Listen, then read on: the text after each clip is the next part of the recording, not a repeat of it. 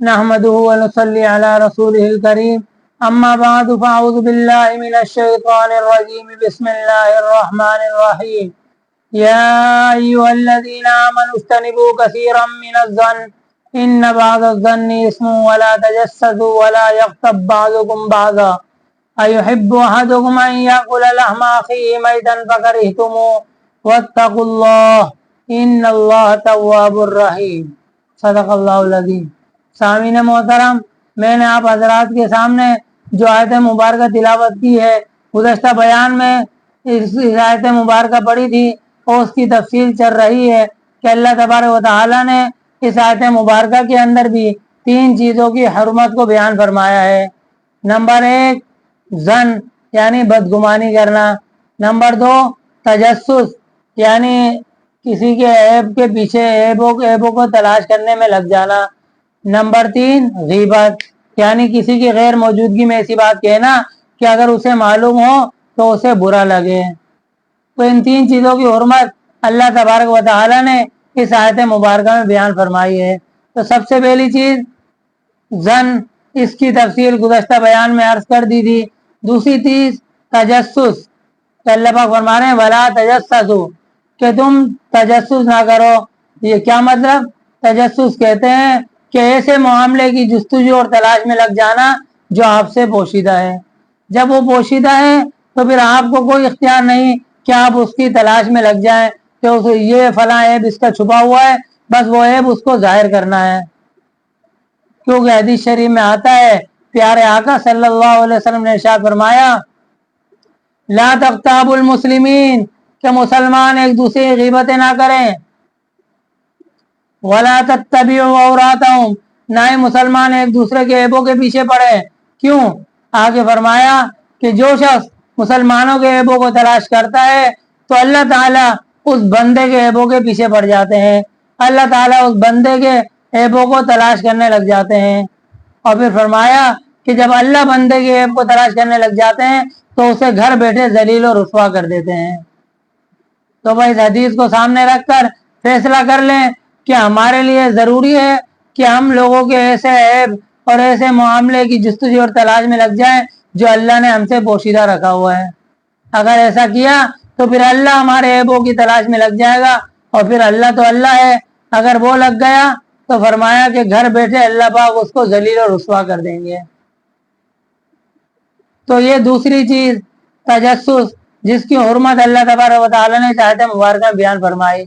تیسری چیز غیبت یعنی کسی کی غیر موجودگی میں ایسی بات کہنا کہ اگر اسے معلوم ہو جائے، اسے آپ پتہ لگے تو وہ اسے برا لگے۔ یہاں فرمایا غیر موجودگی میں جو ہے، اس سے نہیں سمجھنا چاہیے کہ بھائی اگر سامنے ہو تو بھلے اس کو عیب کو بیان کرتا رہے، اسے برا بھلا کہتے رہے۔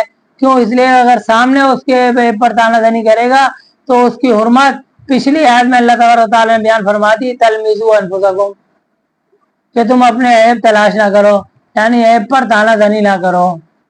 تو لہذا اگر سامنے کرے گا تو وہ بھی حرام اور گناہ ہے، جیسا گزشتہ آیت سے معلوم ہو گیا۔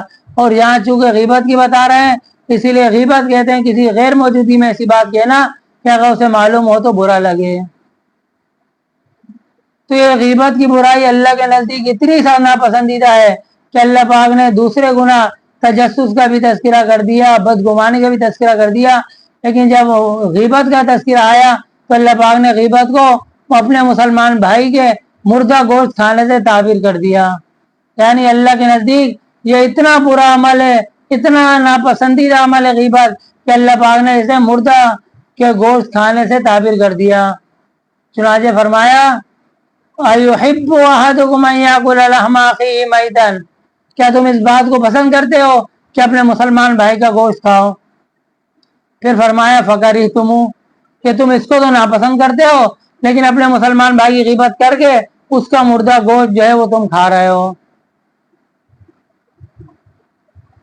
تو یہ غیبت کا گناہ اتنا خطرناک گناہ ہے، اسی لیے اللہ کے نبی نے فرمایا الغیبۃ اشد من الزنا، کہ غیبت زنا سے بھی خطرناک ہے۔ صحابہ کرام نے عرض کیا یا رسول اللہ کیسے؟ فرمایا کہ اس لیے کہ انسان زنا کرتا ہے تو اسے ڈر لگا رہتا ہے، اللہ پاک اسے توبہ کی توفیق دیتے ہیں اور اس کی توبہ کو قبول کر لیتے ہیں۔ جبکہ غیبت ایسا گناہ ہے کہ وہ غیبت کو گناہ سمجھتا نہیں بلکہ بڑی دلیری سے کہتا ہے میں وہی بات تو بیان کر رہا ہوں جو اس کے اندر ہے، الزام تھوڑی لگا رہا ہوں، میں تو وہی بات بتا رہا ہوں جو اس کے اندر ہے۔ فرمایا کہ وہی بات بتا رہا ہے اسی لیے تو غیبت ہے، اگر وہ اس کے اندر نہ ہو اپنے پاس سے کوئی برائی بتائے گا تو یہ تو تہمت ہے جو اس سے بھی سخت گناہ ہے۔ اسی لیے فرمایا کہ جب انسان اس گناہ کو گناہ سمجھتا نہیں تو اللہ پاک کی طرف سے اس کو توبہ کی توفیق بھی نہیں ہوتی، اور پھر یہ گناہ ایسا خطرناک ہے کہ انسان کی نیکیوں کو ختم کر جاتا ہے۔ اسی لیے فقہ حنفی کے امام اعظم ابو حنیفہ رحمہ اللہ ہمیں سمجھانے کے لیے کہا کرتے تھے، کیا فرماتے تھے؟ وہ کہتے تھے کہ اگر میں غیبت کروں گا تو اپنی ماں کی کروں گا تاکہ میری نیکیاں میرے گھر میں رہیں۔ یہ ہمیں سمجھانے کے لیے کہ غیبت اتنا برا عمل ہے کہ جیسے ہی غیبت کرتے ہیں تو غیبت کرنے والے کی پاس اس کی غیبت کرنے والے کی نیکیاں غیبت کرنے والے کے پاس چلی جاتی ہیں۔ اسی لیے فرما رہے ہیں کہ اگر میں غیبت کروں گا تو اپنی ماں کی کروں گا تاکہ میری نیکیاں میرے گھر میں رہیں۔ یہ صرف ہم نے سمجھانے کے لیے، اس کا یہ مطلب ہرگز نہیں کہ بھائی وہ اپنی ماں کی غیبت کریں گے، ماں تو ماں ہوتی ہے۔ تو اور غیبت کا گناہ اتنا خطرناک ہے کہ حدیث شریف میں آتا ہے اللہ کے نبی کا زمانہ ہے، رمضان المبارک کا مہینہ ہے، دو عورتوں نے روزہ رکھ لیا اور افطار سے پہلے ہی ان کی حالت یہ ہو گئی کہ وہ مرنے کے قریب ہو گئی۔ اللہ کے نبی کے سامنے لایا گیا، اللہ کے نبی نے ان کو حکم دیا کہ ان کو پیالہ دیا اور حکم دیا کہ اس کے اندر کہہ کرو۔ جب انہوں نے کہہ کی تو ان کے حلق سے، ان کے منہ سے تازہ خون اور گوشت کے ٹکڑے نکلے۔ تو اللہ کے نبی نے کیا فرمایا؟ اللہ کے نبی نے فرمایا کہ ان عورتوں نے روزہ تو حلال مال سے رکھا تھا، سحری تو حلال مال سے کی تھی، لیکن لوگوں کی غیبتیں کر کے حرام مال سے اپنے روزے کو افطار کیا۔ اتنا خطرناک گناہ ہے۔ اسی لیے وہ مفسرین فرماتے ہیں کہ غیبت ایسا گناہ ہے کہ اگر روزہ دار غیبت کرے گا تو اس کا روزہ اس پر بھاری ہو جائے گا، روزہ اس پر بھاری محسوس ہونے لگے گا۔ اسی طرح کہ جس طرح غیبت کرنا حرام اور گناہ ہے، اسی طرح غیبت کا سننا بالارادہ وہ بھی حرام اور ناجائز ہے۔ حدیث شریف میں آتا ہے حضرت میمون رحمہ اللہ ایک بزرگ ہے، وہ فرماتے ہیں میں نے خواب میں دیکھا کہ ایک زچگی غلام ہے، ایک حبشی غلام ہے، مردہ غلام پڑا ہوا ہے، اور مجھے کہنے والا کہہ رہا ہے کہ تو اس کا گوشت کھا۔ تو میں نے اسے کہا کہ میں اس کا گوشت کیسے کھا سکتا ہوں؟ میں اس کا گوشت کیسے کھا سکتا ہوں؟ یہ تو انسان ہے۔ تو کہنے والے نے کہا کہ تو اس کا گوشت کھا کیونکہ آج تو نے جو ہے اس کی غیبت کی ہے۔ تو غیبت کرنا گویا کہ اپنے مسلمان بھائی کا مردہ گوشت کھانے کے برابر ہی ہے۔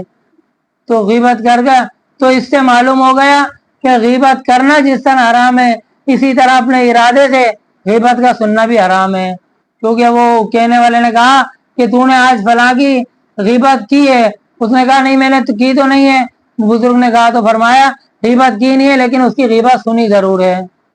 تو تجھے یہ اختیار تھا کہ اگر وہ کسی کی برائی کر رہا تھا تو اس کا دفاع کرتا اور سامنے والے کو خاموش کرتا، لیکن تو نے اس کی غیبت سنی تو تیرا سننا اور کرنا دونوں برابر ہیں۔